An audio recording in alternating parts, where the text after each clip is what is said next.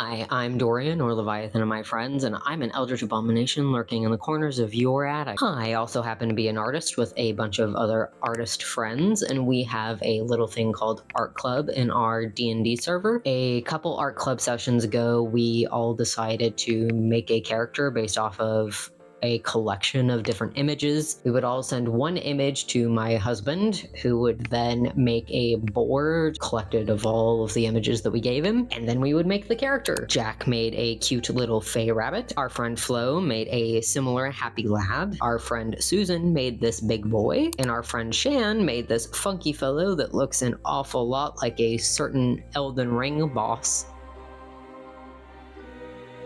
Now let's see what I came up with. I ended up making this sad and honestly haunted looking elf that I have dubbed the strange Hexblade, who has a background in dancing, specifically being a ballerina. For the images, I straight up took the devil hood, made the outfit a sort of mishmash between the sea creature and the stained glass. The swirls from the Chinese guard dog fit into the weapon you'll see a bit later, and I did try to incorporate my Starry Night bits, but I ended up scrapping it, or well, forgetting about it, but I still think they came out in the end. It was a trust the process sort of project. Originally, I thought about doing a tiefling because of the horns, but I think some sort of Eladrin or a high elf would fit them better. I think they're a Hexblade warlock to some sort of fey creature. They somehow got swept up into yoinking a cursed sword from somewhere, much like Excalibur. Maybe it was part of the normal performance, but the original blade was swapped out for the one they wield now. They're definitely a ballerina that's higher up within the dance company they're part of, so I think one of the understudies looking to become the next star of the show went out of their way to destroy this ballerina's career. Whoops. And honestly, before the sword, they might have needed to be taken down a peg. They were definitely a hothead with a lot of confidence, but not so much anymore. For their outfit, I originally thought of their corset as this severe triangular piece, but opted to go for something more form-fitting. Honestly, to make my life a little easier, when I came back to this piece to line it, there was some difficulty trying to get the anatomy to work with the corset itself. I added quite a few ruffles to the base of it. Can never go wrong with ruffles, but also I think it speaks to the opulence of the ballet and what they were before taking up the sword. There will be a lot of ruffles in this video, and bows. Much like the first D&D character video on my channel, I start off with placing bows just all over this design. They fit the ballerina aesthetic and are fun to draw. The pearls or jewels draped around them come from the circular bits surrounding or on the sea creature image. I thought they would also speak really well to the richness and opulence of the ballet, though there aren't nearly as many on them as there once had been. The sword is a lot more angular in design for certain, which comes from the Chinese guard dog that we saw earlier. I thought it would be an interesting contrast to the rest of the character, and I think it does stand out quite a bit. You don't really think of a ballet dancer carrying a weird cursed sword around. I've been playing a lot of Elden Ring now that the DLC is dropped, and thought about what kind of a weapon would pop up in the game with all those weird shapes, so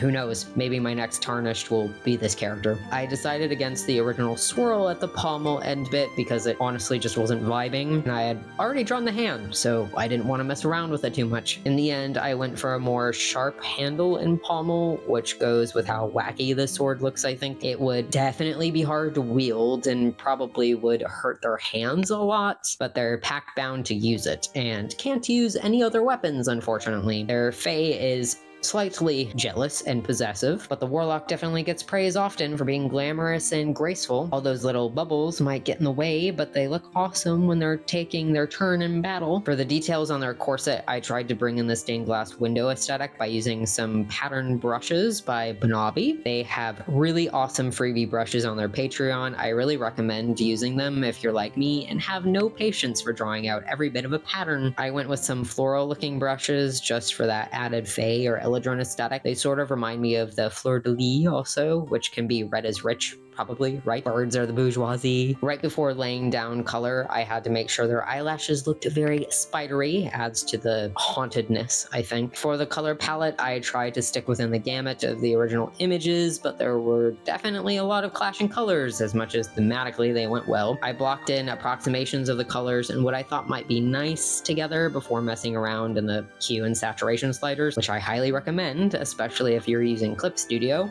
Going in and tweaking the colors like that did did significantly pull the palette back together, which made me feel a lot better about the process. I liked the desaturated sort of vibe. Personally, I associate it with real life ballerinas. They do wear a lot of pastels. Then I went in with my updated rendering process, multiply layer with a noise airbrush on every blessed surface, and messed around with them a bit on their own sliders. It didn't do too much that time around, but I thought it looked good nevertheless. The reddish tone of the sword worked out much better than the original gold. It made it stand out a lot more as this really cursed object, which I was super happy with. Maybe the Fey creature they have a warlock pact with now is more of an autumn vibe rather than a spring one. The Eladrin is. I think that would cause quite the clash, but maybe it works out in the end. Hopefully.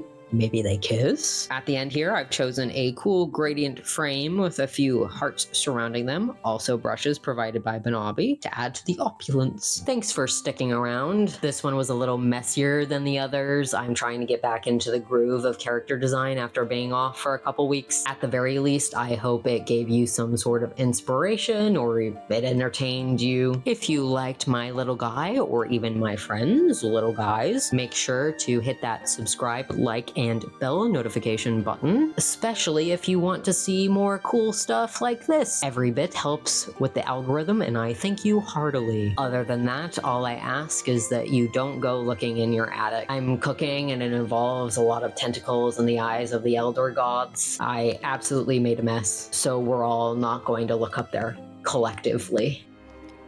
Thank you to Jacques, Herald of the Dark Roast, Meg, Exarch of the Golden Egg, High Artisan Anonymous B, Great Alpha Wolf Squilliam William, Nairuz, Seer of Rosy Mercy, Ghost, Infernal Collector of the Damned, Golden Paladin Court, Isabella, Redeemer of Bad Himbos, Keeper of the Lapin Warren, Robin, Most Royal of all the Rats, Ethereal Consort of House Vicarian, Fungal Sovereign Taz, Exalted Curator Wick, the Under-Elf of Delphinia, Paragon of Starlight, an impossible amount of rat babies,